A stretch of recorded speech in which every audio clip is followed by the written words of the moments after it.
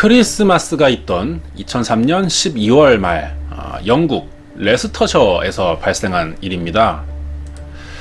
이곳에 살고 있는 주민 이안 스미스 씨는요, 평소 사람들과 어울리는 것을 좋아하는 사람이었죠. 이안은 작년과 마찬가지로 가까운 사람들과 함께 이 2003년의 크리스마스와 새해를 축하하기 위한 파티 계획을 세우고 있었다고 합니다. 자신의 집에서 각종 다양한 술과 음식을 준비한 후 최대한 많은 이웃을 초대해 다같이 크리스마스 겸 새해를 즐겁게 맞이하려는 것이었어요. 이안 스미스는 자신의 집에 초대할 명단을 만들고 사람들에게 초대장을 보냈죠. 평소 인맥이 넓었고 사람 사귀는 것을 좋아했기 때문에 이번 크리스마스 파티에는 상당히 많은 사람들이 초대가 되었는데요. 그 중에는 사업 파트너로 함께 일하고 있던 그레이엄 스토리의 가족도 포함이 되어 있었습니다. 파티가 열린 당일인 12월 27일 토요일 저녁이었어요. 이안의 파티에 참석한 손님들은 무려 50여 명에 가까운 많은 손님들로 인해서 집안이 매우 북적거리고 있었습니다. 이미 크리스마스는 이틀이나 지난 후였지만 이안의 집 1층에서는 음악과 함께 술과 대화가 밤새도록 끊이지 않았고요. 결국 다음 날 아침 해가 떠오를 시간이 다 돼서야 사람들은 술에 취한 채 집으로 돌아가기 시작합니다. 그레이엄과 마리아 스토리 부부도 다른 손님들처럼 늦은 시간까지 남아서 파티를 즐기고 있었어요. 그러다 시계를 본 아내 마리아 스토리는 자정을 넘어버린 시간을 확인하고는 깜짝 놀라게 됩니다. 스토리 부부는 이날 크리스마스 파티에 10살 된 딸 로지 메이와 함께 동행하고 있었는데요.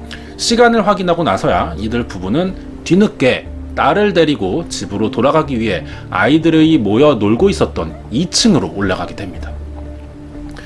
아이들은 자고 있었어요.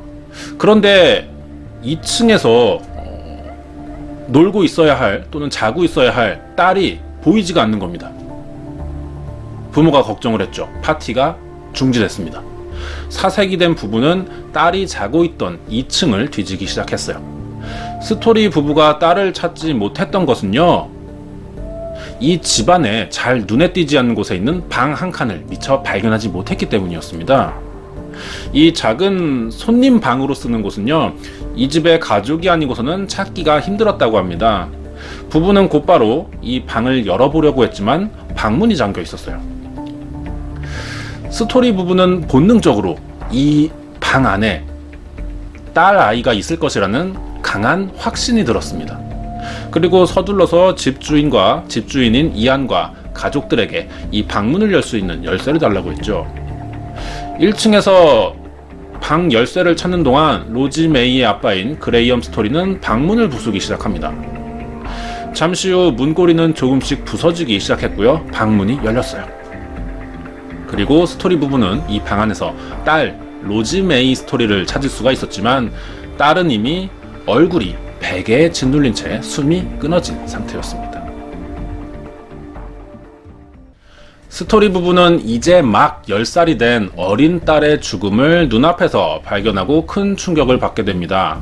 이를 지켜보던 주변 사람들이 경찰에 신고를 해서 경찰이 출동을 했고요. 이 집에 죽어있는 딸의 시신과 주변의 사건 현장을 조사하기 시작했어요. 크리스마스 파티는 순식간에 살인사건 현장으로 변해버렸던 건데요. 로지 메이는 누군가에 의해서 죽임을 당한 것이 너무나 명백해 보였기 때문에 경찰은 당시 파티에 참석한 인물 전원을 용의자로 보고 어른이나 아이 할 것 없이 한 사람씩 모두 조사해 나가기 시작했습니다. 그렇게 한참 조사가 진행되는 중이었는데요. 조사를 시작한 지 얼마 지나지 않아서 경찰이 특정 인물 하나를 유력 용의자로 지목하고 집중적인 추궁을 합니다. 유력 용의자로 떠오른 인물은 이번 파티를 주최한 집주인 이안 스미스의 가족들 중 한 사람인 17살의 조카 폴 스미스였던 거죠. 폴 스미스는 평범한 10대 남자아이였어요. 겉으로 봤을 때 건강해 보이고 별 특징은 잘 눈에 띄지 않는 아주 평범한 그냥 고등학생 정도로 보였지만, 경찰은 이 폴 스미스와 짧은 대화만으로도 로지 메이를 살해한 범인이라는 것을 알아차리게 됩니다. 이 폴에게는 다른 사람들과는 다른 한 가지 특징이 있었기 때문이죠. 폴은 아스퍼거 증후군이라는 병을 앓고 있었어요. 아스퍼거 증후군에 대해서 들어보신 분들이 많으시죠? 우리나라에도 올해 3월에 발생한 인천 여아 살인사건의 범인인 A양으로 알려져 있죠. 이 여고생 A양이 자신이 이 병을 앓고 있다고 주장하면서 더 많은 사람들이 알게 됐습니다. 아스퍼거 증후군은 발달 장애의 일종이에요. 절제나 공감 능력이 부족해서 사람들과 관계를 맺는 것에 어려움을 겪고 어떤 제한적인 것에 관심을 유독 보이는데, 이러한 관심도 거의 집착에 가깝다고 합니다. 무의미하고 반복적인 행동을 보이거나 큰 감정 기복을 보이는 특징으로 꼽는 자폐증과 유사한 증상이죠. 하지만 자폐증과는 또 다르게 언어나 인지 발달 지연은 발생하지가 않아요. 그래서 이 증후군을 앓고 있는 사람과 깊게 대화를 해보지 않는 이상 이 증상을 앓고 있는지의 여부는 우리가 구분하기가 힘들죠. 아스퍼거 증후군의 원인은 현재까지 명확하게 밝혀져 있지는 않습니다. 하지만 연구 결과를 보면 유전적 관계가 있거나 혹은 뇌 구조의 기형이 원인이라고 보고 있어요. 다른 자폐증과 마찬가지로 아직까지는 뚜렷한 치료법도 발견되지 않은 상태입니다. 폴 스미스도 일반 아스퍼거 증후군 환자들과 마찬가지로 사회성이 부족했고요, 공격성을 드러냈고 제한적인 관심사들과 같은 특징을 모두 가지고 있었지만, 겉으로 보기에는 평범한 10대처럼 특징이 없는 그런 외모를 갖고 있었으며, 의사소통에도 문제가 없고요, 평소에는 크게 문제될 만한 행동도 보이지 않아왔기 때문에 폴의 증상은 집안의 가족들 모두가 알고 있었지만 그렇게 크게 주의를 기울이지는 않았던 것 같습니다. 그러던 중 2003년 12월 27일 삼촌의 초대로 참석하게 된 파티에서 폴 스미스가 부모님을 따라온 10살의 로지 메이를 보게 됐던 거고요.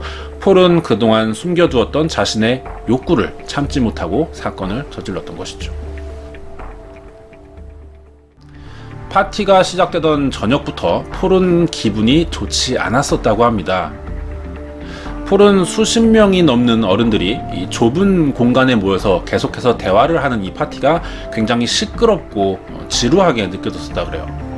부모의 손에 이끌려서 강제로 오게 된 이유도 있었지만, 많은 사람들로 인해서 심리적인 불안감을 갖게 됐던 거죠. 그래서 이 사람들을 피하기 위해 손에 맥주 한 병을 들고는 조용한 곳을 찾아다니기 시작했다 그래요.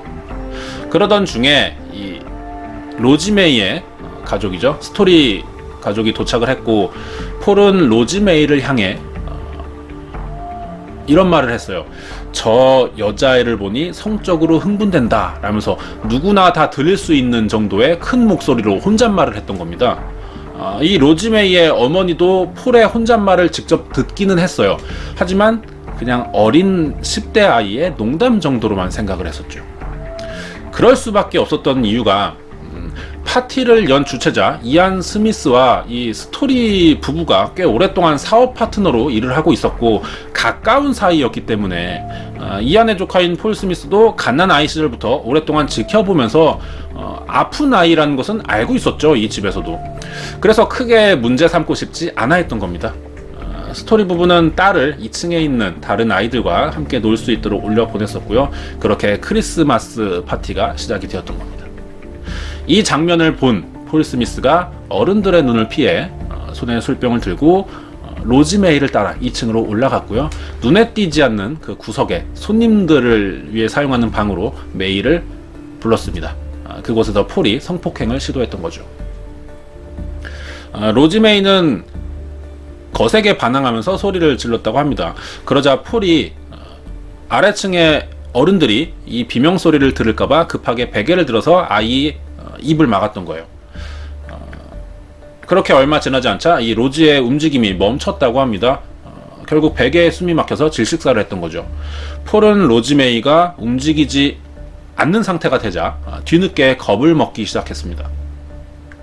폴은 사망한 로지를 침대 위에 그대로 방치했어요. 그대로 방문을 잠그고 빠져나왔습니다.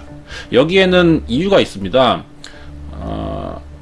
사건을 보면은 침대 위에서 성폭행을 하려다가 1층에는 수십 명의 어른들이 있는데요. 그러다가 살인을 결국 했어요. 그런데 이 시신을 현장에 그대로 둔 채 문만 걸어 잠그고 도망쳐 나왔다는 거죠. 상식적이지 못한 범죄자로서의 행동이라고 볼 수 있습니다.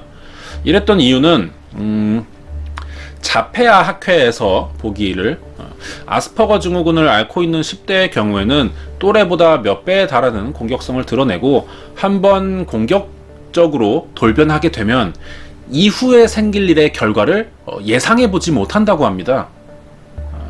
당시 폴 스미스의 경우도 로지 메이의 입을 막아 소리를 내지 못하게 하는 것에만 신경을 썼던 거지 베개로 얼굴을 누르면 질식할 수 있다는 상황을 이해하지 못했던 거죠. 그 뒤 사건을 숨기기 위해서 시신을 옮긴다거나 하는 생각은 아예 해보지도 않았고요. 현장을 그대로 내버려 뒀을 뿐만 아니라 단순히 방문을 잠그면서 사건이 당분간 숨겨질 것이라고 생각했을 정도로 이 폴 스미스의 생각이 굉장히 단순했습니다. 경찰 조사로 폴이 로지 메이의 이 죽음과 관계가 있다는 증거는 로지 메이의 몸 안에서 발견이 됐어요. 폴이 파티 내내 들고 있던 그 맥주병이 증거였습니다. 이 맥주병이 로지 메이의 몸 안에서 발견이 됐어요. 그 맥주병에서 다량의 폴의 지문이 발견되었던 거고요. 의심의 여지가 없는 확실한 증거였던 거죠. 경찰은 폴 스미스를 경찰서로 연행해 갔습니다. 그리고 재판에서 살인을 비롯한 아동 강간미수, 아동 성추행 혐의에서 모두 유죄를 인정받았지만 아직 폴이 18세 미만의 미성년자라는 것과 아스퍼거 증후군을 앓고 있다는 이유로 비교적 낮은 14년형을 받게 됩니다. 하지만 폴 스미스 가족의 생각은 또 달랐어요. 아스퍼거 증후군을 앓고 있는 환자를 방치한 죄로 뉴스가 나가자 주위 사람들에게 많은 비난을 받고 있었습니다. 그러자 폴 스미스의 가족은 재판이 끝나고 나서도 여전히 로지 메이의 사망은 폴과 관계가 없다라는 주장을 하는데요. 가족은 경찰에 의해서 가장 사건을 일으켰을 법한 인물로 아픈 아들이 지목된 것이라면서 항소를 결심합니다. 하지만 영국 재판소는 스미스 가족의 항소를 받아주지 않았고요. 폴은 그대로 14년간 감옥에서 정신과 치료를 병행한 수감 생활을 하게 되었죠. 그리고 11년 만인 2015년 1월 폴 스미스가 가석방이 되었고요. 현재 영국 어딘가에서 신원을 드러내지 않은 채 평범한 모습으로 살아가고 있다고 합니다. 이 사진이 2015년에 찍힌 29살이 된 폴 스미스의 사진이에요. 표정을 보시면 굉장히 뻔뻔하다라는 느낌이 좀 드실 텐데요. 그렇게 죄의식도 별로 갖고 있지 않는 것 같습니다. 폴은 이미 이 사건보다 2년 전이었던 2001년에 지나가던 여학생을 공기소총으로 협박한 뒤에 자신의 차에 강제로 태웠고요. 손발과 입을 결박한 채 10시간 넘게 끌고 다닌 적이 있는 위험한 인물이었던 거죠. 그리고 로지 메이 스토리를 살해한 지 13년이 지났지만 단 한 번도 피해자 가족들에게 그날의 일을 사과하지 않고 있습니다. 새해가 밝았지만 로지 메이의 부모는 충격을 이기지 못한 채 2달이 넘도록 바깥 외출을 하지 못하고 딸 아이의 방 안에서 지내고 있었습니다. 아버지인 그레이엄 스토리는 딸을 살해한 폴 스미스의 삼촌과 함께 진행하던 모든 사업에서 손을 뗐고요. 영국에서의 생활을 조금씩 정리하기 시작했습니다. 이 스토리 부부에게는 로지 메이 외에도 2 아들이 더 있었기 때문에 남은 아이들을 위해서라도 부부가 일상으로 돌아와야 했지만 더 이상 죽은 딸이 살던 이 레스터셔에서는 지낼 자신이 없었다 그래요. 그러자 이 부부는 폴 스미스의 재판이 모두 끝날 때까지만 영국에 머문 뒤에 2005년 말에 영국 생활을 정리하고 2 아들을 데리고 스리랑카로 이민을 갔어요. 그리고 그곳에서 커다란 집 한 채를 짓기 시작하죠. 집은 2009년에 완성이 되었습니다. 그래서 로즈메이 칠드런스 홈이라는 이름을 붙였어요. 스토리 부분은 어린 딸의 죽음을 마냥 슬퍼하고 있기보다는 조금이라도 더 뜻깊게 기리기 위해서 아이의 이름을 따 스리랑카의 고아원 시설을 설립했던 겁니다. 고아원 설립과 동시에 아동 자선단체인 로즈메이 기금단체를 만들었어요. 그래서 당시 쓰나미로 인해서 고아가 된 아이들을 위한 집짓기 프로젝트와 지진으로 황폐화된 네팔 어린이들에게 숙소와 학비를 지원하는 봉사활동을 하며 살고 있습니다.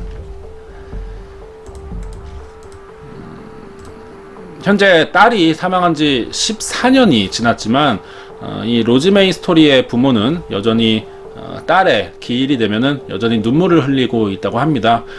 2003년 12월 27일 영국 레스터셔에서 발생한 발레리나가 되고 싶었던 아이를 죽음에 이르게 한 크리스마스의 기억은 여전히 이 영국 레스터셔 주민들에게 최악의 크리스마스 사건으로 기억되고 있습니다. 여기까지가 크리스마스 특집으로 준비한 영국 레스터셔의 악몽 로즈메이 스토리 살인사건이었습니다.